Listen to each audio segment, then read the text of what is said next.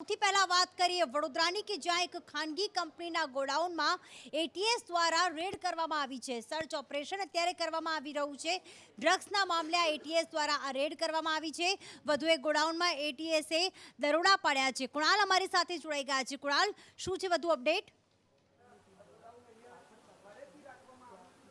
बिल्कुल जे रीते सावलीना मोक्षी रोड पर आवेली नेक्टर केम कंपनी थी कि ज्यां एटीएसना दरोड़ा था અને ત્યાં ફરી એકવાર જે માલિકો છે કંપનીના, જે નેક્ટર કેમ કંપનીના માલિકો છે, 6 લોકોની ધરપકડ એટીએસ દ્વારા અત્યાર સુધી કરી લેવામાં આવી છે અને તેમાં તપાસ કરવામાં આવી હતી કે અન્ય કેટલી સ્થળે આ લોકોએ ગોડાઉન રાખ્યા હતા અને તેમાંથી જ આજે સાંકરદા પાસેની આ જે જગ્યા છે, ખાનગી ગોડાઉન છે, તે માલિકો પૈકીના જ લોકોને આપવામાં આવ્યું હતું અને તેના કારણે જ હાલ એટીએસ અને જિલ્લા એસઓજીની ટીમ છે કે જેઓએ હાલ અહીંયા દરોડા પાડ્યા છે। દરોડાની કામગીરી હાલ યથાવત છે। જે આરોપી પૈકીના જે ગોડાઉનના માલિક છે તેના પણ દ્રશ્યો આપ નિહાળી શકશો કે એ માલિક પણ અહીંયા જોવા મળશે દ્રશ્યમાં, પરંતુ હાલ તેમને નીચે બેસાડી દેવામાં આવે છે। પરંતુ જે એટીએસ અને એસઓજીની જે ટીમો છે તેઓ હાલ અહીંયા તપાસ કરી રહી છે, કારણ કે જે રો મટીરિયલ હતું 200 કિલોથી વધુનું જે એમડી ડ્રગ્સનું રો મટીરિયલ જે લિક્વિડ ફોર્મેટમાં અંકલેશ્વરથી અહીંયા આવતું હતું ને ત્યારબાદ અહીંયાથી મુંબઈ અને રાજસ્થાનમાં એ ડ્રગ સપ્લાય કરવામાં આવતું હતું।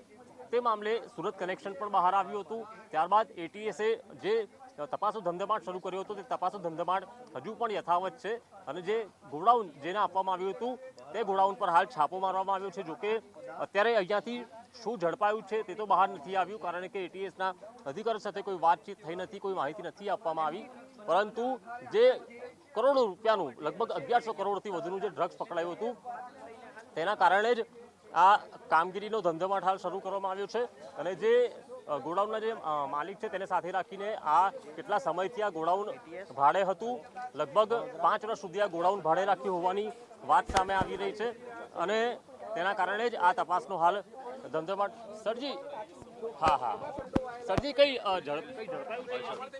કઈ ઝડપાયું છે? કામ કરી લો ને પછી એના પાછળ કઈ ઝડપાયું છે? ના કશું નહીં, શું મળ્યું છે અહીંયા? સાહેબ કે છે તમને હમણાં થોડી વાર રાહ જુઓ, હમણાં બધું જ કેસ છે। હા, ખાલી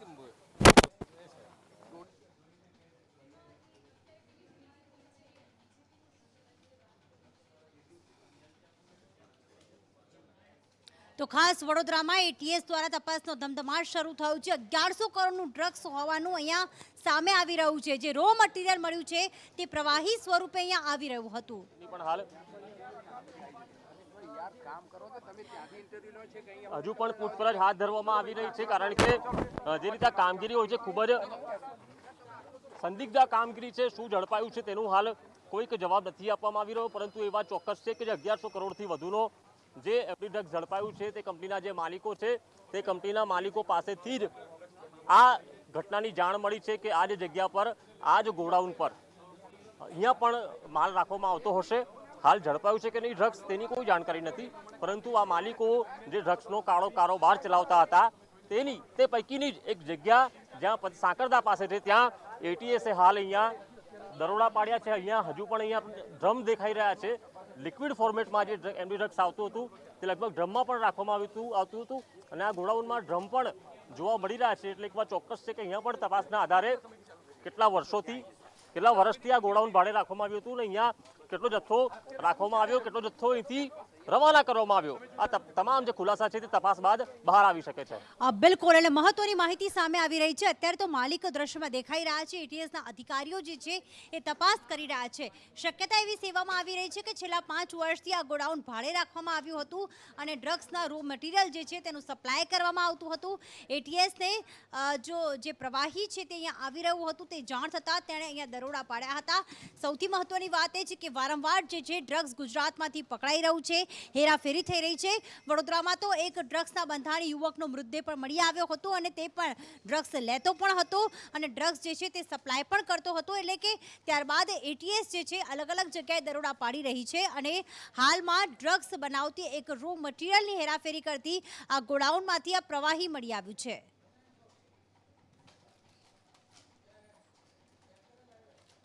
અને ડ્રગ્સ મામલે રાજકીય આક્ષેપબાજી પણ થઈ રહી છે. કોંગ્રેસ દ્વારા કહેવામાં આવી રહ્યું છે કે જે ગુજરાતમાં 2 પોર્ટ આવેલા છે તે ડ્રગ્સના ગેટવે બની ગયા છે, તેની હેરાફેરી ત્યાંથી જ થતી હોય છે. અને સાથે કોંગ્રેસ એવા પણ આક્ષેપ કરી રહ્યું છે કે ગાંધી અને સરદારના ગુજરાતમાં આ રીતે ડ્રગ્સ જે છે એ ખુલ્લેઆમ વેચાઈ રહ્યું છે. યુવાનો ડ્રગ્સના બંધાણી પણ થઈ રહ્યા છે. તો આ તરફ ભારતીય જનતા પાર્ટીએ પણ આકરી પ્રતિક્રિયા આપી છે. પ્રતિક જણાવશે વધુ અપડેટ. જી પ્રતિક. પ્રીતિ, ડ્રગ્સને લઈને હવે ગુજરાત કોંગ્રેસ અને દિલ્હી કોંગ્રેસ એટલે કે રાષ્ટ્રીય કોંગ્રેસ દ્વારા સરકારને ઘેરવાના પ્રયત્ન થઈ રહ્યા છે, જેના ભાગરૂપે આજે કોંગ્રેસ દ્વારા એક સત્તાવાર પ્રેસ કરવામાં આવી હતી, જેમાં કોંગ્રેસના રાષ્ટ્રીય નેતા દ્વારા સરકાર પર આક્ષેપ લગાવવામાં આવ્યો. તેમણે કહ્યું હતું કે 2017 થી 2021 સુધીમાં 2.50 લાખ કરોડ રૂપિયાનો ડ્રગ્સનો જથ્થો ગુજરાતમાં ઝડપવામાં આવ્યો છે. આજે ડ્રાય સ્ટેટ ગુજરાત છે તે હવે ડ્રગ્સનું ગુજરાત બની રહ્યું છે. મેડ ઇન ગુજરાત ડ્રગ્સ પણ હવે સપ્લાય થઈ રહ્યું છે, જેથી કરીને ગુજરાત સરકારની આ ડ્રગ્સના રોકવાવાળ અને નો ડ્રગ્સ પર તેમની નિષ્ફળતા સ્પષ્ટ દેખાઈ રહી છે. સાથે જ કોંગ્રેસના રાષ્ટ્રીય નેતા દ્વારા હર્ષ સંઘવી એટલે કે જે ગુજરાતના ગૃહમંત્રી છે તેમનું રાજીનામું માંગવામાં આવ્યું હતું. તેમના પર પ્રહાર કરવામાં આવ્યા હતા કે ગુજરાતના યુવાનોને ડ્રગ્સના કારોબારમાં ધકેલવામાં નિષ્ફળ રહ્યા છે, ધકેલવામાં આવી રહ્યા છે અને આ જ કારણથી હવે ગૃહમંત્રીએ રાજીનામું આપવું જોઈએ. સાથે જ તેમણે કહ્યું હતું કે ગાંધી અને સરદારના ગુજરાતમાં કોંગ્રેસ દ્વારા હવે વિરોધ કરવામાં આવશે, જેના ભાગરૂપે તેમના દ્વારા એક વેબસાઇટ લોન્ચ કરવામાં આવી છે. સાથે જ એક ટોલ ફ્રી નંબર પણ જાહેર કરવામાં આવ્યો છે, જેથી કરીને જ્યાં પણ ડ્રગ્સ વેચાતો હશે ત્યાં આગળ આ કારોબાર ખુલ્લો પાડવામાં આવશે. જી બિલકુલ. ને આ તરફ શરાબના ઠેકા, શરાબની નીતિના વિરુદ્ધમાં જે છે ભારતીય જનતા પાર્ટી અને આમ આદમી પાર્ટી આમને સામને, અને એમાં પણ કેજરીવાલ અને મનીષ સિસોદિયા ત્યારે 2 દિવસની ગુજરાત મુલાકાતે આવ્યા છે. તો આ તરફ ભારતીય જનતા પાર્ટી દ્વારા આક્ષેપ તો કરવામાં આવ્યા અને મનીષ સિસોદિયાએ ખાસ એ પણ જણાવ્યું કે મને ભારતીય જનતા પાર્ટી તરફથી ઓફર મળી છે અને એવું પણ કહ્યું કે જો હું જોડાઈ જઈશ તો સીબીઆઈ અને ઈડીની જે કેસ છે, જે તપાસ થઈ રહી છે તે પણ પરત લઈ લેશે, તેવી પણ વાત કરવામાં આવી છે. શું કહ્યું ભાજપ અને આપના નેતાએ, સાંભળી લઈએ. कि मनीष सिसोदिया भ्रष्टाचार के लंबे और बड़े दलदल में घुस चुके हैं. एजेंसीज को ये सारे का साक्ष्य मिल चुका है, ऐसा लगता है. और अगर वो ऐसी भ्रष्टाचारी काम करके महाराणा प्रताप से तुलना करते हैं अपनी, तो ये महाराणा प्रताप का भी अपमान है. महाराणा प्रताप शराब पिलाते थे लोगों को. महाराणा प्रताप ने अपनी धरती के लिए सर्वस्व कुर्बान कर दिया. आप क्या कर रहे हैं? आप गली गली शराब बेच रहे हैं, महिलाएं चित्कार कर रही हैं. देखिए, ये सारा मसला जो पिछले 2-4 दिन से चल रहा है, ये है ही इसलिए कि अरविंद केजरीवाल जी को काम करने से रोका जा सके, और ख़ास तौर पे क्योंकि गुजरात में अब लोग अरविंद केजरीवाल जी को एक उम्मीद के रूप में अरविंद केजरीवाल जी की राजनीति को देख रहे हैं, तो इनको रोका जा सके, तो इसीलिए ये सारा किया है. और अब मुझे आश्चर्य हुआ जब कुछ मेरे पास में मैसेज आए, कोई मैसेज लिख के आए कि भाई आपको 2 ऑफ़र हैं. एक तो ये कि आपके सीबीआई, ईडी जितने भी आपके खिलाफ मुकदमे दर्ज किए जा रहे हैं, बड़े बड़े केस बनाए जा रहे हैं सो कॉल्ड, इन सबको वापस ले लेंगे. आप अलग हो जाइए और पार्टी तोड़ लीजिए, हम आपको मुख्यमंत्री बना देंगे. तो मैंने बहुत स्पष्ट शब्दों में उसका जवाब दिया, और मैं आप सबके माध्यम से भी देना चाहता हूँ कि अरविंद केजरीवाल जी मेरे राजनीतिक गुरु हैं, और मैंने इनसे सीखा है. इन्हीं के मार्गदर्शन में दिल्ली में एजुकेशन में इतने बड़े बड़े बदलाव हुए हैं, इनके विज़न के फलस्वरूप हुए हैं. मैं राजनीति में इसलिए नहीं आया कि कुछ सपना है मेरा सीएम बनने का, पीएम बनने का, कोई कुर्सियों पर बैठने का. मैं राजनीति में इसलिए हूँ कि दिल्ली के और देश के हर बच्चे को बहुत शानदार शिक्षा मिल सके. मेरा सपना ये है, मेरा सपना मुख्यमंत्री बनना नहीं है. તો ફરી એક વખત ખેડૂતો આંદોલનના મૂડમાં અને જંતર મંતર ખાતે મહાપંચાયતનું આયોજન, પરંતુ અલગ અલગ બોર્ડર પહેલાથી જ સીલ કરી દેવામાં આવી હતી, જે દિલ્હીને જોડતી હતી, અને ખેડૂતોને ત્યાં જ અટકાવી દેવામાં આવ્યા હતા. રાકેશ ટિકેતની અટકાયત કરી દેવામાં આવી હતી. અજય વધુ માહિતી આપશે. જી અજય.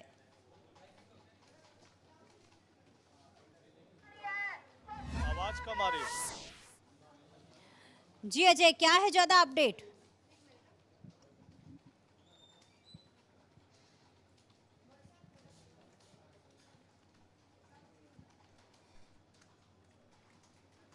दिल्ली के जंतर मंतर पे हैं। यहाँ पर किसानों की तरफ से, खास करके संयुक्त किसान मोर्चा की तरफ से आज महापंचायत का आयोजन किया गया है। एक लंबे समय बाद ये महापंचायत हो रही है, जिसमें मांग की जा रही है कि सरकार की तरफ से जो वादे किए गए थे उस वादों को पूरा किया जाए, एमएसपी को गारंटी दी जाए और साथ ही साथ अजय मिश्रा टेनी की बर्खास्तगी की जाए और जो लखीमपुर खीरी कांड है उनके पीड़ितों को न्याय मिले। तो इसी तरह की कई सारी मांगों को लेकर के आज दिल्ली के जंतर मंतर पे ये प्रदर्शन किया जा रहा है। और खास करके इस प्रदर्शन की अगर बात करें तो इस प्रदर्शन में संयुक्त किसान मोर्चा के जो और राजनीतिक दल है वो सारे जुड़े हुए हैं, लेकिन राकेश टिकैत और दूसरे जो धड़े पिछले आंदोलन में दिखाई देते थे वो सारे लोग फिलहाल इस आंदोलन से नहीं जुड़े हुए हैं, क्योंकि कहा जा रहा है कि यहाँ पे जो लोग जुटे हुए उनके द्वारा कहा जा रहा है कि वो लोग राजनीतिक दलों से जुड़ चुके हैं, चुनाव लड़ चुके हैं, ऐसे में उनके साथ उनका कोई नाता नहीं है। लेकिन ये जरूर कह सकते हैं कि संयुक्त किसान मोर्चा दो फाड़ में दिखाई दे रहा है और दूसरा जो धड़ा है अराजनीतिक अपने आप को कह रहा है, ये यहाँ पे है जो प्रधानमंत्री नरेंद्र मोदी और राष्ट्रपति को ज्ञापन सौंपेगा। और इनका कहना है कि आज 4 बजे तक इनका धरना जंतर मंतर पे चलेगा, लेकिन अगर उनकी मांगे मानी नहीं जाती तो आने वाले समय में सिंघू और टिकरी बॉर्डर पे और खास करके गाजीपुर बॉर्डर पे जिस तरह से किसानों का जमावड़ा लगा था उसी तरह का जमावड़ा एक बार फिर होगा। जब तक किसानों की मांग नहीं मानी जाएगी तब तक ये किसान आंदोलन इसी तरह से चलता रहेगा। तो फिलहाल दिल्ली के जंतर मंतर पे किसान जो महापंचायत है वो चल रही है, आज 4 बजे तक चलेगी। ये सिंबॉलिक महापंचायत है जिसमें 9 मांगे रखी गई है सरकार के सामने। जी बिल्कुल। तो आ तरफ गांधीनगर खाते पूर्व सैनिको द्वारा पण धरणाનું આયોજન કરવામાં આવ્યું। એક તરફ રાજ્ય સરકાર દ્વારા પૂર્વ સૈનિકોની માંગ સ્વીકારતા ક્યાંક શહીદના પરિવારોને 1 કરોડ તો માતા પિતા જીવિત હોય તો 5 લાખની સહાયની જાહેરાત કરવામાં આવી। ખાસ બાળક 25 વર્ષનું ન થાય ત્યાં સુધી 5000ની પણ જાહેરાત કરવામાં આવી, પરંતુ તેઓ સંતોષ નથી અને સાથે અત્યારે મંત્રણા શરૂ થઈ ગઈ છે પૂર્વ સૈનિકો આગેવાન અને રાજ્ય સરકાર વચ્ચે। વધુ અપડેટ સાથે હિરેન જોડાઈ ગયા છે। જી હિરેન। जो पूर्व सैनिकों 3 कर्मचारीओं एक प्रतिनिधिमंडल है तेने गृह राज्यमंत्री हर्ष संघवी साथे मुलाकात करी हती। लगभग 7 થી 8 मिनिट में ज आ मुलाकात पूर्ण कर देवामां आवी हती। जे मुद्दो मूळ है कि जे निर्णय राज्य सरकार करे छे एनो ठराव करी अने लेखित में सही करी अने कागळ आपवामां आवे ए प्रकारनी मांगणी पूर्व सैनिक परिषदना जे आगेवानो छे तेमना द्वारा करवामां आवी छे। एटले आ 7 થી 8 मिनिटनी प्रथम बैठक पूरी थया बाद जे आगेवानो अहींया पहोंच्या हता ते फरीथी एक वखत पोताना जे प्रमुख जितेन्द्र निमावत और अन्य पूर्व सैनिको जो आंदोलन पर बैठा है त्या जई अने तेमनी साथे चर्चा करशे। साथे सरकार पण तात्कालिक धोरणे कागळ पर लेखित में ठराव आपवो के केम अने आपवो तो कया कया मुद्दाओ पण एनी अंदर आवरी लेवा आ तमाम मुद्दे चर्चा करवामां आवशे। फरीथी 4 वागे गृह राज्यमंत्री साथे बैठक माटे आ पूर्व सैनिक परिषदना होद्देदारो छे तेमने बोलाववामां आव्या छे। सरकारे जे जाहेरात करी छे तेनी लेखितमां सहीवाळो कागळ आपवामां आवे ए मागणी पूर्व सैनिको करी रह्या छे। बिल्कुल। तो आ तरफ वरसादी कहर अत्यारे जोवा मळी रह्युं छे देशना अलग अलग राज्योमां। भोपालनी वात होय, आखा ओवरऑल मध्य प्रदेशनी वात होय, हिमाचल प्रदेशनी वात होय, जम्मू काश्मीરમાં ભૂસ્ખલન થવાના કારણે પણ રોડ રસ્તાને નુકસાન થયું છે, લોકોને નુકસાન થઈ રહ્યું છે અને અલગ અલગ જગ્યાના ખાસ અમે દ્રશ્યો આપને બતાવી રહ્યા છીએ। આ દ્રશ્યો જે છે તબાહીના આ દ્રશ્યો છે। હિમાચલ પ્રદેશથી યુપી સુધી પૂરનો પ્રકોપ અહીંયા જોવા મળી રહ્યો છે। વધુ અપડેટ સાથે કૃષ્ણા જોડાઈ ગયા છે। જી કૃષ્ણા। जी प्रीति, पहाड़ी राज्यों है कि मैदानी राज्यों તમામ રાજ્યોમાં હાલ વરસાદ કહેર બનીને વરસી રહ્યો છે। હિમાચલ પ્રદેશ, ઉત્તરાખંડ, જમ્મુ કાશ્મીર હોય કે પછી ઉત્તર પ્રદેશ, બિહાર, ઓડિશા હોય, આ તમામ રાજ્યોને ખાસ કરીને મધ્યપ્રદેશ અને રાજસ્થાન આ બે એવા રાજ્યો છે કે જ્યાં રેડ એલર્ટ જાહેર કરવામાં આવ્યું છે અને તેના પરિણામે અત્યારે આ ઓવરઓલ આપણે જો મૃત્યુ આંકની વાત કરીએ તો વરસાદને કારણે, ભારે વરસાદને કારણે અત્યાર સુધીમાં 50 લોકોના મૃત્યુ થયા છે, અનેક લોકો લાપતા થયા છે, કારણ કે પહાડી રાજ્યોમાં જે ભૂસ્ખલન થયું છે તેમાં અનેક લોકો દટાઈ ગયા છે। આ તરફ રાજસ્થાનમાં ભારે વરસાદને કારણે 200 જેટલા ડેમ, નાના મોટા ડેમ ઓવરફ્લો થયા છે। મધ્યપ્રદેશની હાલત તો તેના કરતાં પણ વધારે બદતર છે, 50 મોટા ડેમ ઓવરફ્લો થયા છે, પરંતુ અહીં એટલી ભારે વરસાદને કારણે એવી સ્થિતિનું નિર્માણ થયું છે કે ક્રૂઝ પણ ડૂબી ગયું હતું। આ તરફ ગંગા અત્યારે ભયજનક સપાટીએ વહી રહી છે। આપણે પ્રયાગરાજની વાત કરીએ તો પ્રયાગરાજમાં આસપાસના જે નાના મોટા ઘરો છે તે અત્યારે તેમાં ઘરમાં પાણી ભરાઈ ગયું છે, જેના કારણે ત્યાં રહેતા વિદ્યાર્થીઓ અત્યારે લોજ ખાલી કરીને અન્ય સ્થળે વસી રહ્યા છે। તો ઓડિશામાં પણ ભારે વરસાદને કારણે અત્યારે તબાહી જ્યાં જુઓ ત્યાં જોવા મળી રહી છે। ઝારખંડની આપણે વાત કરીએ, ઝારખંડમાં પણ ભારે વરસાદને કારણે કોલસાના ઉત્પાદનને મોટું નુકસાન થયું છે। પ્રતિમ બિલકુલ। અને સાથે સાથે ગુજરાતમાં પણ 5 દિવસ અને એમાં પણ 3 દિવસ તો ભારેથી અતિ ભારે વરસાદની આગાહી કરવામાં આવી છે। ખાસ કરીને ઉત્તર ગુજરાતની સ્થિતિ વધારે ખરાબ થઈ શકે છે, કારણ કે પહેલાથી જ બનાસકાંઠા હોય, સાબરકાંઠા સાબરકાંઠા હોય, મહેસાણા હોય, પાટણ હોય કે જ્યાં વધુ વરસાદના કારણે ડેમ તો ઓવરફ્લો થયા છે, પરંતુ ખેતીના પાકને નુકસાનની ભીતિ સેવાઈ રહી છે। વધુ એક રાઉન્ડ માટે ગુજરાતીઓએ હવે તૈયાર રહેવું પડશે। કઈ જગ્યાએ કેટલો વરસાદ વરસી શકે છે, સાંભળી લઈએ। गुजरात में अगले 5 दिन में बारिश रहेगा, लेकिन अगले 3 दिन में भारी बारिश होने का संभावना है। मोस्टली जो बारिश रहेगा गुजरात रीजन में भारी से अति भारी हो सकता है। अति भारी बारिश आज भी होने का संभावना है, जैसे अरावली महिसागर में होने का संभावना है। और भारी बारिश रहेगा बनासकांठा, साबरकांठा, दाहोद, महिसागर, पंचमहल में भी भारी बारिश होने का संभावना है। सौराष्ट्र कच्छ में कल के लिए यानी 23 अगस्त के लिए कच्छ में भारी बारिश होने का संभावना है। તો વરસાદ તો વરસતો હોય છે ને ત્યારબાદ રોડ રસ્તાની હાલત ખરાબ થઈ જતી હોય છે। બે ગામને જોડતો જે કોઝવે પાણીમાં ગરકાવ થઈ જતો હોય છે। કોઈ વિસ્તારમાં જ્યારે પુલ ન હોય ત્યારે હાલાકી પડતી હોય છે ને આવી જ સ્થિતિ ક્યાંક અરવલ્લીના ભિલોડામાં થઈ રહી છે અને સાથે સાથે નર્મદામાં પણ આવી જ પરિસ્થિતિ થઈ રહી છે। ગામ લોકોને કેટલી તકલીફોનો સામનો કરવો પડી રહ્યો છે કે જ્યારે 2 થી 3 વર્ષ પહેલાં બનેલા રોડ અને પુલ એ જે છે અત્યારે જ્યાં વરસાદમાં ખાડા જ જોવા મળી રહ્યા છે। વધુ અપડેટ સાથે કિન્નરી જોડાઈ ગયા છે। જી કિન્નરી। બિલકુલ પ્રીતિ, જે પ્રમાણે અરવલ્લી અને નર્મદા બંને જગ્યાઓ પર લોકોને પડતી પરેશાની જે સામે આવી રહી છે। અરવલ્લીની વાત કરવામાં આવે તો અરવલ્લીના ભિલોડાનો અણસોલ ગામ કે જ્યાં જે મેશ્વો નદી પર પુલ નથી અને આ જ કારણથી જે ડાઘુઓ છે તેમને સ્મશાન તરફ જવાનો જે રસ્તો બંધ હોવાને કારણે મેશ્વો નદીમાં પસાર થઈને તેમને જે નનામી છે તે લઈ જવાની ફરજ પડે છે અને આ કારણે સ્થાનિકોમાં રોષ ફેલાયો છે। તો બીજી બાજુ નર્મદાની વાત કરવામાં આવે, ભ્રષ્ટાચારના બ્રિજનો એક બોલતો પુરાવો સામે આવ્યો છે। 2 જ વર્ષ પહેલા બન્યો હતો બ્રિજ, જે રાજપીપળાથી રામગઢને જોડતો બ્રિજ હતો, તેની પાસે જ ગાબડું પડ્યું છે અને લોકોને અવરજવરમાં પરેશાની થઈ રહી છે। જી પ્રીતિ। બિલકુલ, એટલે પરેશાની હાલમાં થઈ રહી છે। તો આ તરફ અમદાવાદના રોડ રસ્તા ખરાબ હોવાને લઈને અરજદાર દ્વારા જે ગુજરાત હાઈકોર્ટમાં અરજી કરવામાં આવી છે અને રિપેરિંગ કામ કરવામાં આવે, સાથે સાથે ભ્રષ્ટાચારના ગાબડા અત્યારે રસ્તા પર જોવા મળી રહ્યા છે। તેના કારણે હવે તંત્ર સામે ક્યાંક કાર્યવાહી કરવાની માંગ અરજદારે કરી છે। વધુ અપડેટ સાથે દિવ્યા જોડાઈ ગયા છે। જી દિવ્યા। પ્રીતિ, અમદાવાદ શહેરમાં જે ઠેર ઠેર સ્માર્ટ સિટીની વ્યાખ્યા છે બદલાઈ રહી છે અને તેવા દાવા સાથે તેવી રજૂઆત સાથે ગુજરાત હાઈકોર્ટમાં ફરી એક વખત અરજી છે જે અમદાવાદ શહેરના રોડ રસ્તા અંગે કરવામાં આવી છે। અગાઉ પણ ગુજરાત હાઈકોર્ટમાં જાહેર હિતની અરજી કરવામાં આવી હતી। રાજ્યના રસ્તાઓને લઈને ટાંકવામાં આવ્યા હતા અને જરૂરી નિર્દેશો ગુજરાત હાઈકોર્ટ દ્વારા બહાર પાડવામાં આવ્યા હતા, પરંતુ તે તમામ નિર્દેશોનું પાલન નથી થતું તેવા પ્રકારની રજૂઆત અરજદાર દ્વારા ગુજરાત હાઈકોર્ટમાં કરવામાં આવી છે। અમદાવાદમાં જ્યાં જોવો ત્યાં ખાડા ને ખાડા જોવા મળી રહ્યા છે। સ્માર્ટ સિટીના તમામ પ્રશાસન દ્વારા દાવાઓ કરવામાં આવે છે, પરંતુ આ તમામ દાવાઓ હેઠળ તમામ બાબતો છે તેનું પાલન થતું નથી અને વારંવાર પ્રજાએ હાલાકીનો સામનો છે તે કરવો પડે છે અને આ હાલાકીમાંથી રાજ્ય સરકારને અને એએમસીને પણ જવાબ રજૂ કરવા માટે કોર્ટ દ્વારા નોટિસ છે તે ઇસ્યુ કરવામાં આવી છે। બિલકુલ, તો આ તરફ જ્યારે મનીષ સિસોદિયા ગુજરાતની મુલાકાતે છે ને તેમણે ખાસ ભારતીય જનતા પાર્ટી તરફથી ઓફર હોવાની વાત જે કંઈ કહી છે, તો આ તરફ રાજ્યના ગૃહમંત્રીએ ટ્વીટ કરીને મનીષ સિસોદિયા અને આમ આદમી પાર્ટી પર આક્ષેપ કર્યા છે, મહાઠગ ગણાવ્યા છે ને કહ્યું છે કે આમના અનેક ચહેરા છે। આખરે ટ્વીટ કરીને શું કહ્યું રાજ્યના ગૃહમંત્રીએ, શું આક્ષેપ કર્યા, મનીષ જણાવશે। જી મનીષ।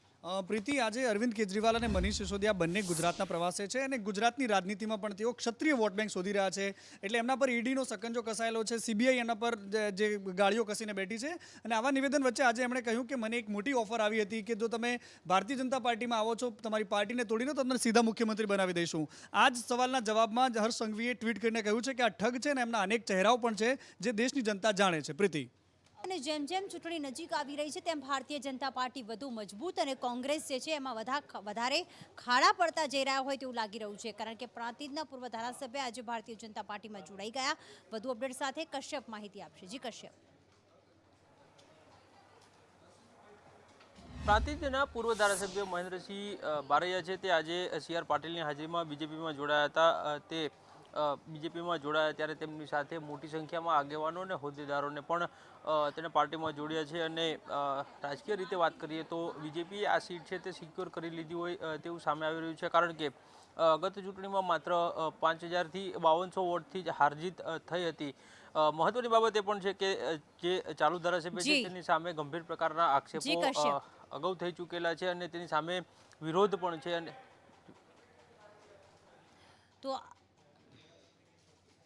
તો આ તરફ 28મી ઓગસ્ટે જ્યારે વડાપ્રધાન નરેન્દ્ર મોદી ગુજરાત અને ખાસ કચ્છની મુલાકાતે આવનાર છે ત્યારે સ્મૃતિવનનું લોકાર્પણ કરવાની સાથે એવી પણ શક્યતા સેવામાં આવી રહી છે કે કચ્છ ખાતે તે સ્મૃતિવનથી લઈને સભા સ્થળ સુધી રોડ શો પણ યોજી શકે છે. વડાપ્રધાન નરેન્દ્ર મોદી આગામી દિવસોમાં ગુજરાતના પ્રવાસે છે, તેને લઈને કચ્છમાં પણ તૈયારીઓ શરૂ કરી દેવામાં આવી છે.